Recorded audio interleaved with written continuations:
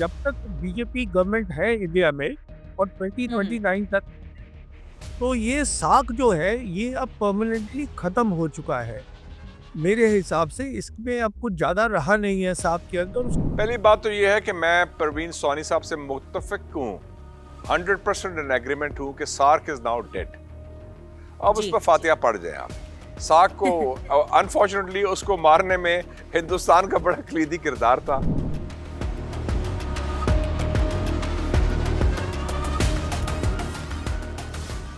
भी एक सबक जो हम ले रहे हैं, जो हमें पीएलए से लेना चाहिए, वो ये है कि न्यूक्लियर की जगह, because nuclear is not usable, उसकी जगह अब साइबर, उसकी जगह अब एंटी स्पेस कैपेबिलिटीज, जो कि पूरे नेशन में, होल ऑफ नेशन में द इफेक्ट। मैं जरा जी सर। बड़ा मुद्दबाना रिस्पेक्टफुली डिसएग्री करता हूँ मैं अपने दोस्त परवीन स्वामी साहब के साथ। आई थिंक द की हाँ। To preventing war in India Pakistan issues South Asian context में इज द न्यूक्लियर इशू।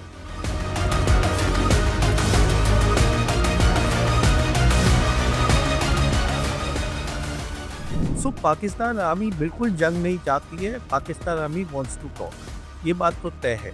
अच्छा, जहाँ तक दोनों कंट्रीज़ का ताल्लुक है, देखिए मैं I am of the firm conviction कि हम दोनों एक लोग हैं, दो मुल्कों में हैं and we should respect that.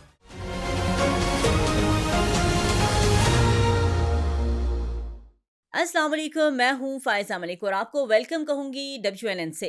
ख़वातीन और हज़रात, आज के प्रोग्राम में जहाँ हम पाकिस्तान और भारत के ताल्लुकात पर आलमी तब्दीलियों के असरात का जायज़ा लेंगे, दुनिया में जुग्राफियाई और सियासी तब्दीलियों, ख़ास तौर पर ट्रंप दौर की पॉलिसियों, अमरीका चीन कशीदगी और उभरते हुए बाइपोलर दुनिया के खित्ते पर गहरे असरात का भी जायज़ा लेंगे। इन मसाइल पर रोशनी डालने के लिए हमने आज के प्रोग्राम में मदऊ किया है पाकिस्तान इंडिया के दो बड़े नाम, सेनेटर और पाकिस्तान के साबिक वज़ीर इत्तलात जनाब मुशाहिद हुसैन सैयद साहब, और सरहद पार से हमें ज्वाइन कर रहे हैं सीनियर सहाफ़ी एंड स्ट्रेटेजिक एक्सपर्ट जनाब प्रवीण स्वानी साहब। दोनों शख्सियात किसी तारुफ के मोहताज नहीं। सबसे पहले तो दोनों मुअज़्ज़ज़ मेहमानों को खुश आमदीद कहूँगी और गुफ्तगू का आगाज़ करेंगे प्रवीण स्वानी साहब से। सर, आपको प्रोग्राम में वेलकम कहते हैं। सर, सबसे पहले मैं आपसे जानना चाहूँगी, गुज़िश्ता चंद सालों में दुनिया में कई अहम जुग्राफियाई सियासी तब्दीलियाँ हुई हैं, तो आपके ख़्याल में ये तब्दीलियाँ जनूबी एशिया, ख़ास तौर पर पाकिस्तान और भारत के ताल्लुकात पर कैसे असर डाल रही हैं? देखिए, सबसे पहली बात तो ये है इस तब्दीली से कि जो सारी दुनिया की जियोपॉलिटिक्स है, जो हुआ जी। करती थी अमेरिका और यूरोप में, अब वो हुँ, हुँ। हमारे रीजन में आ गई है, वो एशिया पैसिफिक में आ गई है और हिंदुस्तान और पाकिस्तान दोनों ही एशिया पैसिफिक में है। इसका मतलब ये हुआ कि पहले हम लोग जो थे, हम मेन जो जहाँ पॉलिटिक्स होती थी दुनिया की, हम उसमें नहीं थे, वी वर फ्रिंज, हम रीजनल थे कंट्रीज़। अब जो भी हुँ, हम हुँ। चीज़ करेंगे उसका एक ग्लोबल इम्प्लीकेशन है। तो ये बहुत जी। बड़ी अहमियत हो गई है। तो सारी वो क्यों इम्प्लीकेशन है, क्योंकि जितना भी अब कुछ हो रहा है, 3 ग्रेट पावर्स है दुनिया में, जो अमेरिका है, चाइना है, रशिया है, वो सब इसी रीजन में आ गई है, एशिया पैसिफिक में। तो ये एक बहुत बड़ी तब्दीली है कि अब हुँ। हमारे पास एक अपॉर्च्युनिटी है, दोनों मुल्कों के पास अपॉर्च्युनिटी है, उसका वो फ़ायदा उठा सकते हैं कि नहीं उठा सकते हैं, वो सरकारों के ऊपर डिपेंड करता है। ठीक है। सर, एक चीज़ है जो हम स्टार्ट से देखते हैं या पढ़ते हैं या समझते हैं, वो यही है कि तारीख़ी तौर पर अगर पाकिस्तान और भारत के ताल्लुकात की बात करें, तो वो हमेशा से बड़े चैलेंजेस का शिकार रही है। तो सर, क्या समझते हैं कि ये जो तब्दीलियाँ रोनमा हो रही हैं, आलमी हालात इन दोनों ममालिक के ताल्लुकात को बेहतर करने में कोई किरदार अदा कर पाएँगे सर? देखिए ऐसा है, मसला इस समय ये नहीं है कि हिंदुस्तान-पाकिस्तान के ताल्लुकात क्या होंगे, मसले 2 और हैं, जो ज़्यादा जी। अहम है। ये है कि दोनों मुल्कों में इंटरनल जी। प्रॉब्लम्स हैं, पाकिस्तान में गवर्नेंस की प्रॉब्लम है, हिंदुस्तान में कुछ और प्रॉब्लम्स हैं। तो ये जो तो चीज़ सर, है, हिंदुस्तान की निशानदेही भी कर दीजिए सर। तो हमारे यहाँ जो है वो राइट विंग गवर्नमेंट है, तो राइट हुँ, विंग हुँ। गवर्नमेंट जो होती है, उनका ऑब्वियसली थोड़ा-सा अलग एजेंडा होता है। तो सही। हमारा जो एजेंडा है, जैसे हिंदुस्तान का जो कॉन्स्टिट्यूशन है, वो बहुत क्लियरली कहता है कि हिंदुस्तान एक सेक्युलर मुल्क है और रहेगा। हुँ। जो हुँ, हुँ। राइट विंग होती है, उनकी अलग एक सोच होती है। तो वो भी एक मसला हो जाता है बहुत बड़ा देश के अंदर, कि जो दोनों मुल्क हैं, वो पहले अपने हम्म असेस करें कि हमारी अपॉर्चुनिटीज क्या है ग्लोबल जियोपॉलिटिक्स में, एंड उसके बाद तब आप देखिए कि हिंदुस्तान पाकिस्तान जो बाइनरी है वो कहाँ पर फिट होती है। असल में ये जानना चाह रही थी कि ये जो ट्रम्प की सदारत में अमेरिका की खारजा पॉलिसी में वाज़ेह तब्दीली जो है वो नुमा हुई है। सर क्या समझते हैं इसकी जो अमेरिका फर्स्ट पॉलिसी ने जनूबी एशिया पर क्या असरात डाले और बिलखुसूस पाकिस्तान और भारत की हम अगर बात करें तो इस दौर से हम क्या सबक हासिल करते हैं? Are you referring to the American policy? क्या यस सर। वो अभी वो प्रेसिडेंट नहीं बने हैं, 20 जनवरी को लेंगे। तो मैं समझता हूँ कि जो अभी प्रेजेंट एडमिनिस्ट्रेशन है अमेरिका में और जो ट्रम्प की एडमिनिस्ट्रेशन है, जहाँ तक उनकी स्ट्रेटेजिक अप्रोच है इंडो पैसिफिक में, हम्म उसमें कोई खास तब्दीली होने वाली है नहीं। इसका मतलब ये हम्म हुआ कि कंपटीशन जो वो बोलते हैं, हमारा सबसे बड़ा कंपटीशन है वो चाइना के साथ है। अगर उनका बिल्कुल। कंपटीशन चाइना के साथ है जो होगा, हम्म इसका मतलब ये जी। हुआ कि पाकिस्तान को जो है बहुत ही सोच समझ के कदम उठाने पड़ेंगे, क्योंकि पाकिस्तान के जो रिश्ते हैं, ताल्लुकात हैं चाइना के साथ वो बहुत क्लोज है, और पाकिस्तान की जो हम्म गवर्नमेंट है वो चाहती है हमारे रिश्ते अमेरिका के साथ भी बहुत क्लोज रहे। तो कैसे जी। उसको बैलेंस करेंगी, उनकी प्रॉब्लम सबसे बड़ी ये होगी मेरे हिसाब से। प्रवीण साहब हमारे साथ अभी सेंटर मुशाहिद हुसैन साहब ने भी हमें ज्वाइन किया है, उनको प्रोग्राम में वेलकम कहते हैं। सर प्रवीण साहब से अभी हमारी डिस्कशन हो रही थी पाक भारत ताल्लुकात के हवाले से। सर हमने गुज़िश्ता चंद सालों में अभी देखा है कि कई अहम जुग्राफियाई सियासी तब्दीलियां जो है वो खिते में रोनुमा हुई हैं।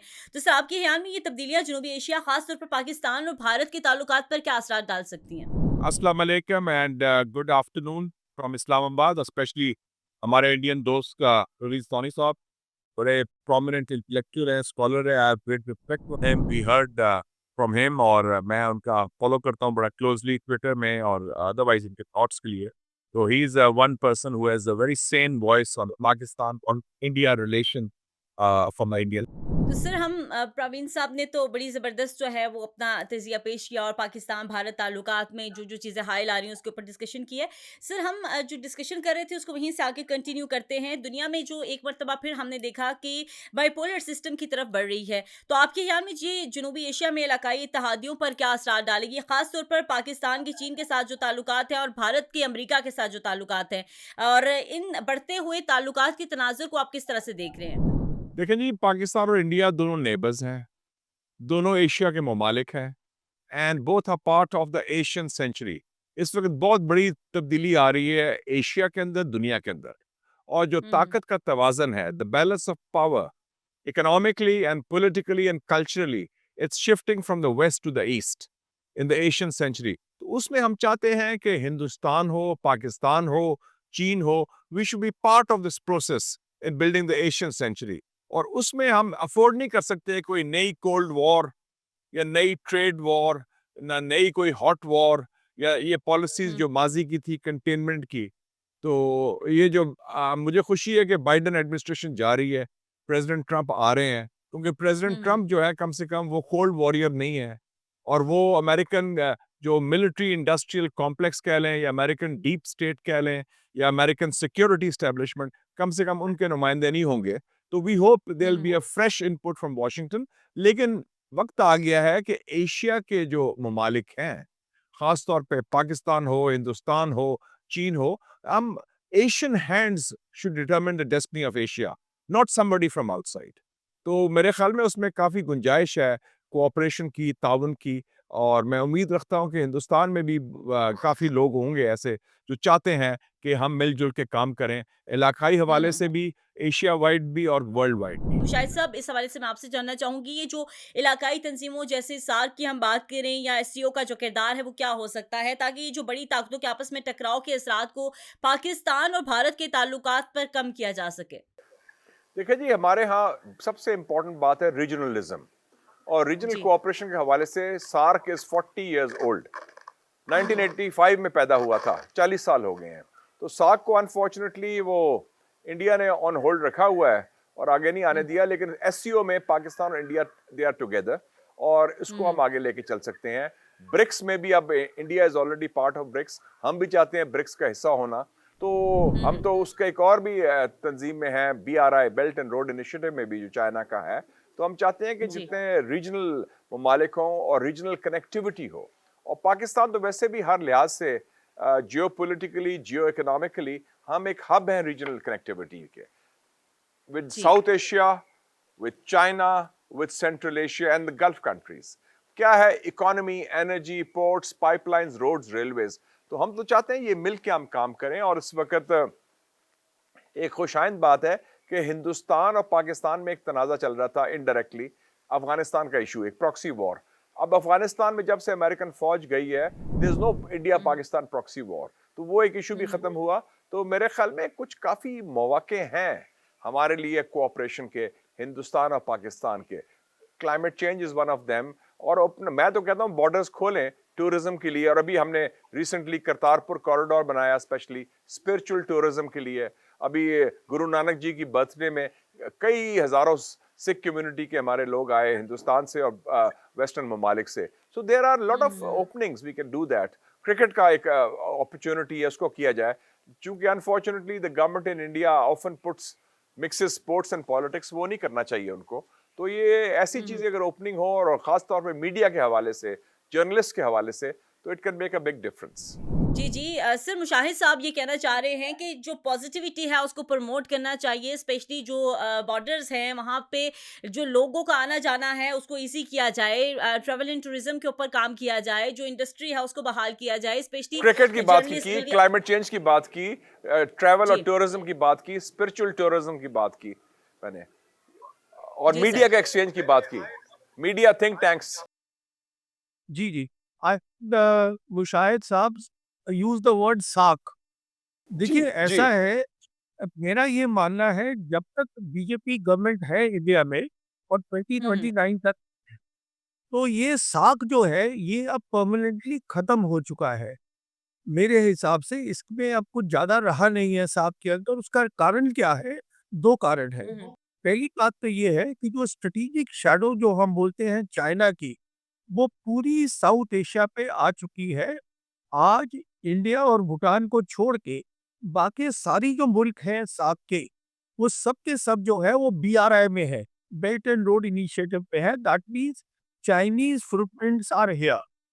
अच्छा, अब हिंदुस्तान को आदत नहीं है, क्योंकि हिंदुस्तान सबसे बड़ा मुल्क है इस साउथ एशिया में, कि कोई और उससे भी ऊंचा बॉस आ जाए, एक बिग बॉस कम्स, वो आदत नहीं है। तो हमने ऑलरेडी अपनी जो पॉलिसी है उसको मॉडिफाई कर दिया है।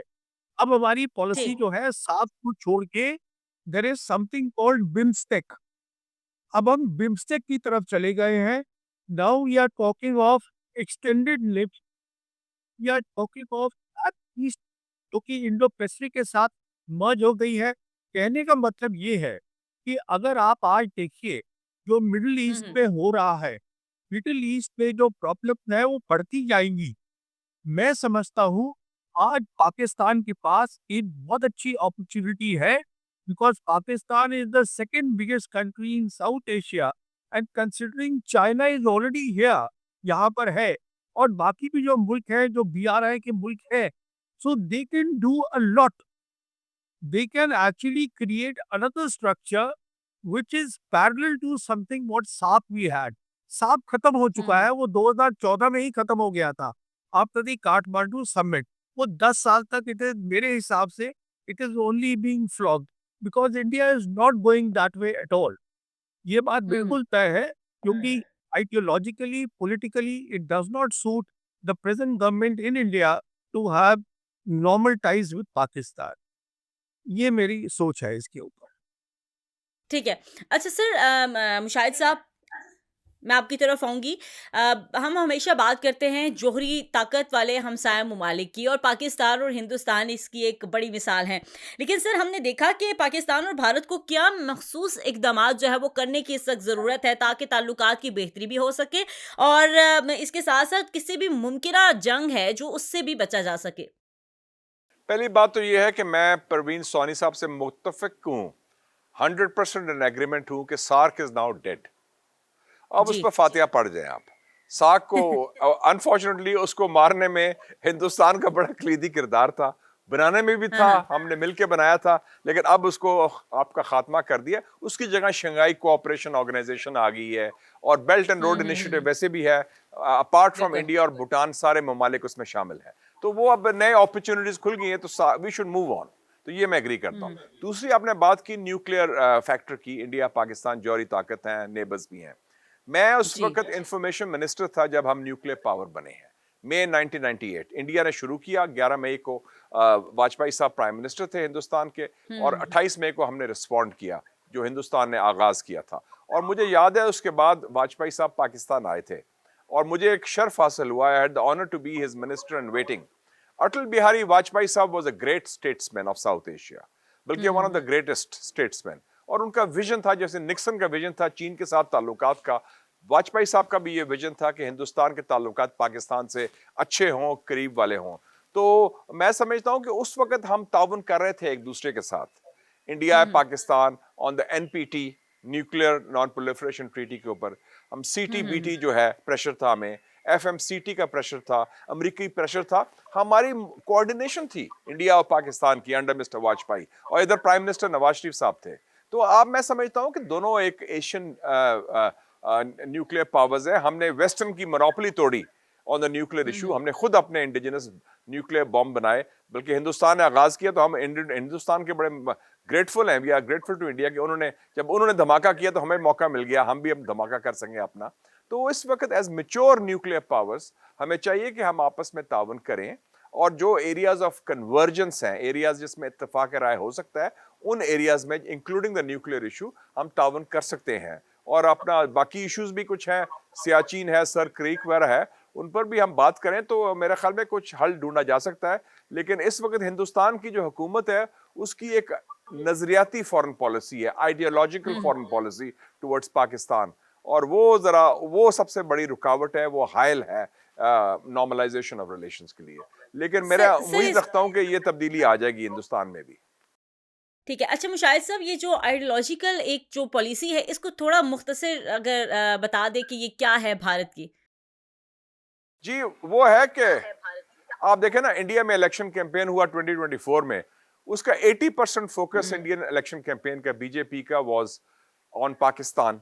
जो हिंदुत्व उनका आइडियोलॉजी कह लें, और जो बड़ा एक मुस्लिम बैशिंग एट होम और पाकिस्तान बैशिंग अब्रॉड, तो सारा फोकस ही पाकिस्तान था। तो इंडिया में पाकिस्तान बैशिंग की वजह से वोट मिलते हैं, पाकिस्तान में उसके बरक्स इंडिया बैशिंग की वजह से कोई वोट नहीं मिलता, और ना हम इंडिया बैशिंग होती है।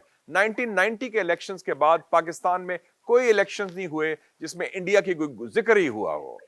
और हमारे यहाँ जी। India is non factor, non issue in the elections. लेकिन conversely in India, Pakistan is a very big factor because it's Muslim bashing and Pakistan bashing, unfortunately. तो वो एक फर्क है दोनों के मिजाज में। लेकिन मैं उम्मीद रखता हूं कि आइंदा शायद कांग्रेस पार्टी पावर में आएगी। ये लास्ट टर्म है मोदी जी की और उनकी टीम की और हिंदुत्व क्राउड की, तो तब्दीली आ जाएगी अगले इलेक्शन तक हिंदुस्तान में भी, इंशाल्लाह। जी, प्रामीन साहब क्या समझते हैं? क्या आपको लगता है कि ये मुमकिना तब्दीली जो है ये आ पाएगी और ये वाली जो एक कॉन्सेप्ट है इसको जो है वो ठीक कर लिया जाएगा, इसको ख़त्म कर लिया जाएगा? और as a mature nuclear powers क्या समझते हैं, क्या इक़दामात इस वक़्त करने की ज़रूरत है ताकि ख़ित्ते में अमन और सलामती जो है उसको बरकरार रखा जाए? देखिए, कल क्या होगा उसके बारे में नहीं कह सकते। Nothing can be said right now. Hmm, but hmm. मैं एक बात बोलना चाहूँगा न्यूक्लियर के ऊपर, क्योंकि न्यूक्लियर हुँ, का ज़िक्र बहुत ज़्यादा हुआ है। मैं ये बताना जी। चाहूँगा कि अगर आप देखें यूक्रेन वॉर को जो अभी चल रही है, हुँ, उसका हुँ। एक सबसे मोटा लेसन ये है कि जो न्यूक्लियर वेपन्स होते हैं, they limit a war, they do not prevent a war. Hmm, prevent hmm, war hmm. के लिए आपको कन्वेंशनल वॉर कैपेबिलिटीज चाहिए होती हैं, जो आज पाकिस्तान के पास है, और उसमें बहुत सपोर्ट मिली है पीएलए से। सो इशू न्यूक्लियर का है ही नहीं, बिल्कुल हिंदुस्तान पाकिस्तान में अच्छा है, बोथ है न्यूक्लियर वेपन्स। इनफैक्ट अब अगला हमें क्या देखना है, दोनों मुल्कों को देखना चाहिए।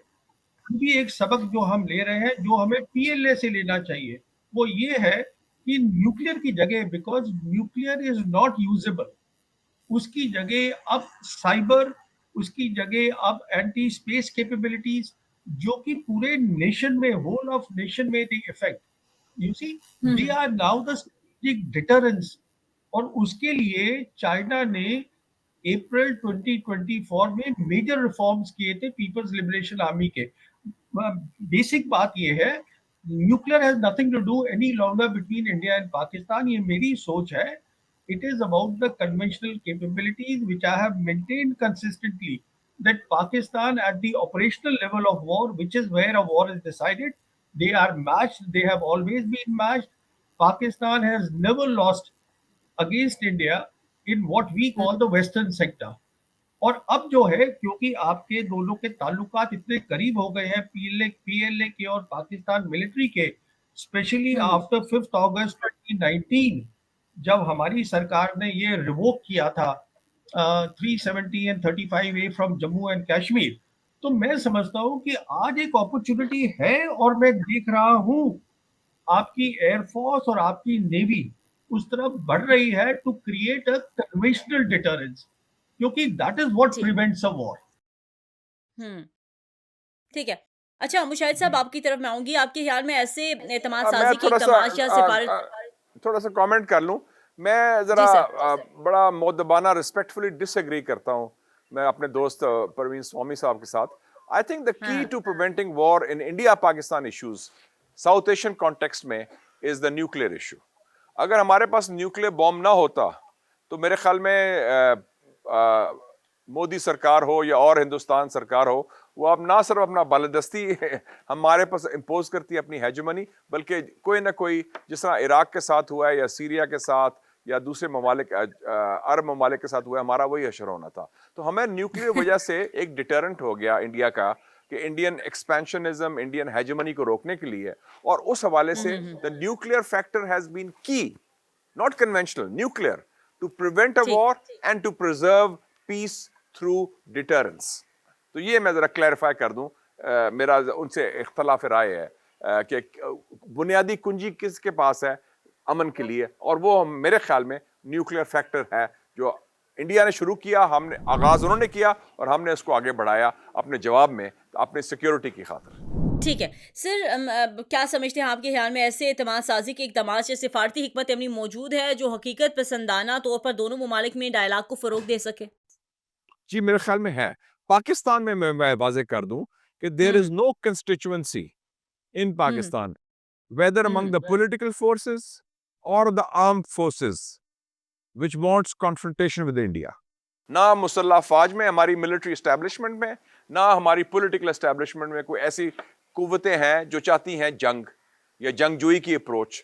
सब चाहती हैं कि इस में ताउन हो, अमन हो, डायलॉग हो, गुफ्तगू हो।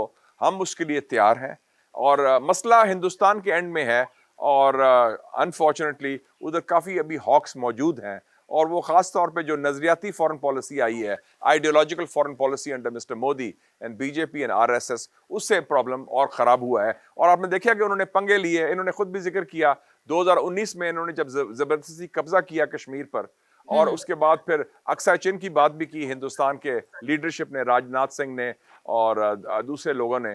तो उसके हवाले में फिर चीन के साथ इनकी चपकलिश हुई, लड़ाई हुई चीन के साथ, 2 बड़ी झड़पें हुई गलवान में मई और जून 2020 में। तो उसकी वजह से कशीदगी बढ़ी, और वो कशीदगी का नतीजा यही हुआ कि ताल्लुकात पाकिस्तान के हिंदुस्तान के जू के दू हैं, आगे बात नहीं बढ़ सकी मौजूदा सरकार के दरमियान।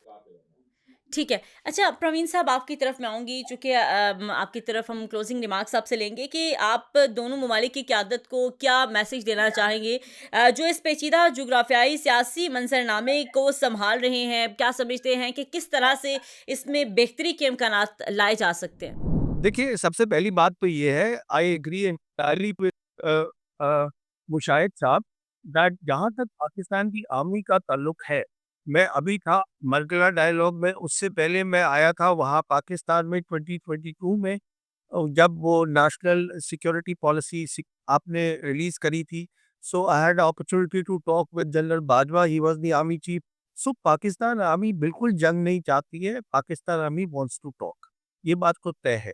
अच्छा, जहाँ तक दोनों कंट्रीज का ताल्लुक है, देखिए मैं I am of the firm conviction कि हम दोनों एक लोग हैं, 2 मुल्कों में हैं, and we should respect that. we have same civilization. When I say civilization, we share a culture, we share a language. मेरी थोड़ी डिफेक्टिव है, बट ठीक है। मेरे जो फादर थे, मदर थे, they used to speak chaste Urdu. In fact मेरे फादर लिखते ही सिर्फ उर्दू में थे। अच्छा, तो वेरी गुड। जी, तो हम लोगों का एक सिविलाइजेशन हमारी एक है। तो अगर हमारे ताल्लुक होते अच्छे, तो हम बहुत कुछ एक साथ कर सकते हैं। These are two बिल्कुल। brethren who accomplish a lot, aspirational young people है, बहुत कुछ हो सकता है which unfortunately नहीं हो पाया। and if this opportunity comes, मेरे हिसाब से we can work together and it will be good for the future of both our people.